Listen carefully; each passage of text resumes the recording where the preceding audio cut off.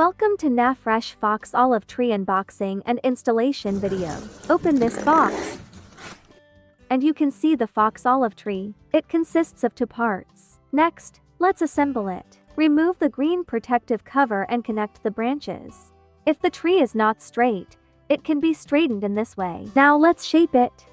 The first step is to adjust the angle of the branches according to the picture. The second step is to break the large branches open to make them more natural. The third step is to break the small branches open and shape them. The fourth step is to use the cross method to adjust the leaves. Congratulations on completing the shaping. Isn't it very simple? You can also adjust the shape according to your own preferences. Thank you again for choosing Nafresh.